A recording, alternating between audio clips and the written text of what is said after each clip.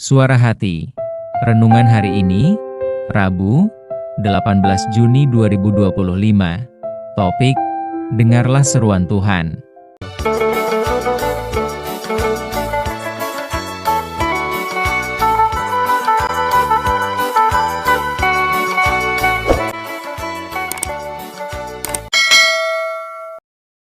Nas renungan kita hari ini, Lukas 3 ayat 3.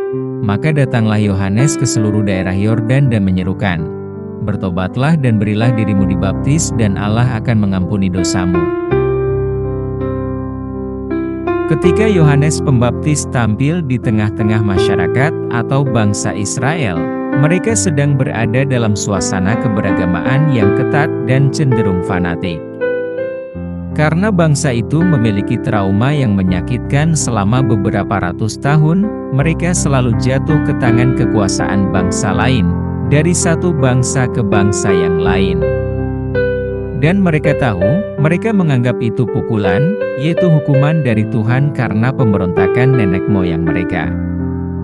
Maka reaksi mereka atas sejarah nenek moyang bangsa Israel membuat mereka menjadi masyarakat yang monoteistis, menyembah Allah yang esa, yang sangat fanatik, dan berusaha menjalankan agama Yahudi atau agama Musa dengan ketat. Pada waktu itu, bangsa Israel juga ada dalam kekuasaan pemerintahan Roma. Trauma masa lalu mereka membuat mereka bersungguh-sungguh hidup dalam keberagamaan yang ketat. Taurat diajarkan kepada masyarakat Israel, bahkan sejak anak-anak. Mereka mengadakan pertemuan-pertemuan rutin dan belajar Taurat di sinagoge-sinagoge. Ibadah di Bait Allah berjalan secara rutin dalam pimpinan imam-imam kepala dan tokoh-tokoh agama Yahudi. Seruan Yohanes Pembaptis kepada bangsa itu untuk bertobat, artinya berbalik dari jalan hidup yang salah dan memberi diri dibaptis, merupakan hal yang tidak biasa dan kedengarannya aneh. Sebab saat itu mereka justru dalam suasana keberagamaan yang ketat. Mengapa Yohanes Pembaptis menyuruh mereka bertobat? Dan tanda pertobatan mereka atau tanda keseriusan mereka bertobat adalah harus dibaptis. Padahal, bangsa Israel itu tidak perlu dibaptis kecuali orang non-Israel yang mau menjadi orang beragama Yahudi. Walaupun seruan Yohanes Pembaptis ini asing bagi masyarakat Israel, tetapi masyarakat Israel tidak berani membantah. Sebab masyarakat Israel memiliki latar belakang yang mengejutkan, yang menunjukkan perbuatan Allah yang nyata atas ayah Yohanes Pembaptis, yaitu Imam Zaharia yang bertemu dengan Allah di Bait Allah dan menjadi bisu. Dan ibunya, Elisabet, yang mestinya sudah mandul, bisa mengandung dirinya. Inilah yang membuat bangsa Israel atau masyarakat Israel waktu itu tidak membantah seruan untuk bertobat dan memberi diri dibaptis.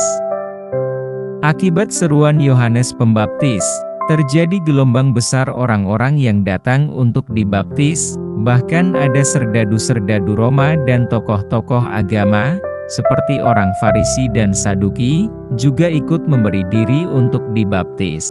Apa yang dapat kita petik dari hal ini? Untuk itu terlebih dahulu kita membaca Yohanes 1 ayat 17. Sebab hukum Taurat diberikan oleh Musa, tetapi kasih karunia dan kebenaran datang oleh Yesus Kristus. Namun harus diingat, bahwa dalam menerima Taurat, bangsa Israel harus dikuduskan. Mereka harus keluar dari Mesir untuk pergi ke Gunung Sinai. Musa menyampaikan pernyataan kepada Firaun, "Biarkanlah umatku pergi supaya mereka beribadah kepadaku." Keluaran 9 ayat 1. Bangsa Israel harus keluar dari Mesir dan menguduskan diri untuk memperoleh Taurat di Sinai. Keluaran 19 ayat 10. Dan fakta ini bukan sesuatu yang boleh dianggap remeh, yang mungkin selama ini lolos dari pengamatan kita. Untuk menerima Taurat, ternyata bangsa Israel harus melakukan persiapan diri, dengan cara meninggalkan Mesir dan menguduskan diri. Demikian pula dengan kita, sebagai umat pilihan, Maka untuk menerima Injil Kerajaan Allah yang di dalamnya terdapat anugerah keselamatan, dibutuhkan atau dituntut persiapan. Itulah sebabnya firman Tuhan mengatakan, ada suara yang berseru-seru di padang gurun, persiapkanlah jalan untuk Tuhan. Maksud Tuhan di sini adalah Yesus yang datang membawa Injil. Dan Yohanes Pembaptis berkata, bertobatlah, kerajaan Allah sudah dekat. Artinya kebenaran Injil akan diberitakan, anugerah keselamatan disediakan oleh Allah kepada kita. Persiapkanlah jalan untuk Tuhan, luruskanlah jalan baginya. Hal ini menunjukkan bahwa untuk menerima kebenaran Injil yang di dalamnya terdapat anugerah keselamatan, bukan sesuatu yang remeh atau gampangan. Harus ada persiapan yang baik agar bisa menerima anugerah keselamatan yang Allah berikan. Kalau tidak diperlukan persiapan, maka Allah tidak akan mengutus Yohanes. Bahkan hal itu dinubuatkan di Perjanjian Lama, karena pentingnya hal tersebut. Namun, selama ini diasumsikan bahwa menerima anugerah keselamatan adalah sesuatu yang mudah dan sederhana. Banyak orang Kristen berpikir bahwa yang penting mengakui Yesus sebagai Tuhan dan Juru Selamat, maka otomatis selamat. Apalagi yang Kristen sejak kecil, terlahir dalam keluarga Kristen, seakan-akan sudah terseret begitu, menjadi orang yang sudah selamat dan layak masuk surga. Padahal yang penting bukan hanya itu, tetapi harus benar-benar bertobat, yaitu meninggalkan jalan hidupnya yang salah, dan menghasilkan buah pertobatan sesuai standar Allah. Ingat ini, buah-buah pertobatan sesuai standar Tuhan. Nanti kita lihat bagaimana orang Farisi, Saduki minta dibaptis, namun tidak diterima. Yohanes Pembaptis berkata, hasilkanlah buah pertobatan. Kamu itu terlalu legalitas, formalitas, agamawi, tapi kamu tidak memiliki buah pertobatan. Di ayat lain dalam Alkitab, jelas Yesus berkata, kamu seperti kuburan, luarnya berkapur putih, dalamnya penuh tulang belulang. Amin. Topik doa kita hari ini, kepada mereka yang sedang bergumul hendak meninggalkan kebiasaan buruk. Salam sejahtera saudaraku, Tuhan Yesus memberkati kita.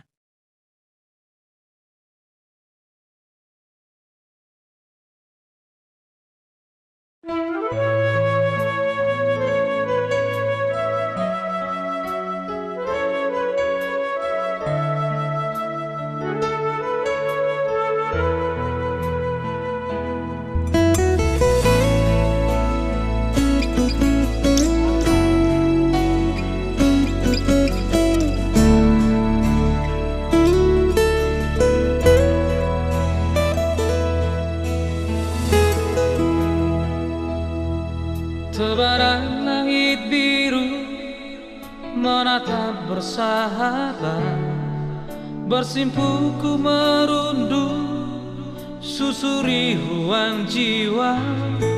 Ku coba merasakan denyutan jantung ini, titian kasih Bapa, kumandang nada syukur.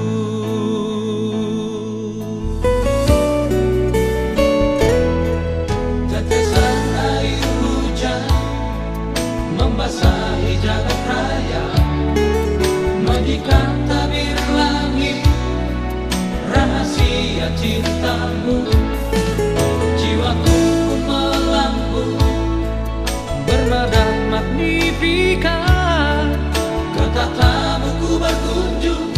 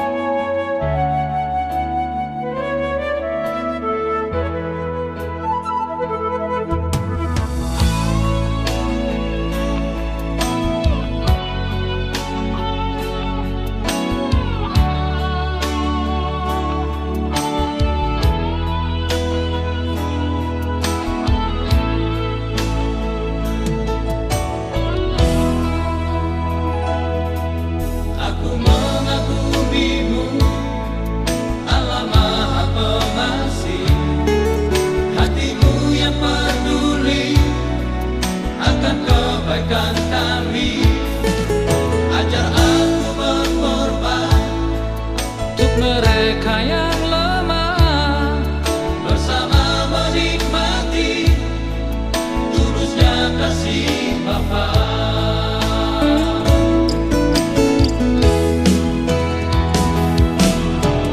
Puji syukur Tuhan untuk semua anugerah-Mu. Hidup dan matiku ada dalam tangan-Mu. Mulutku memuji, agungkan kemuliaan-Mu, dan aku mewartakan betapa indah kasih-Mu. Puji syukur Tuhan untuk semua anugerah-Mu. Hidup dan matiku ada dalam tangan-Mu. Mulutku memuji, agungkan kemuliaan-Mu, dan aku mewartakan betapa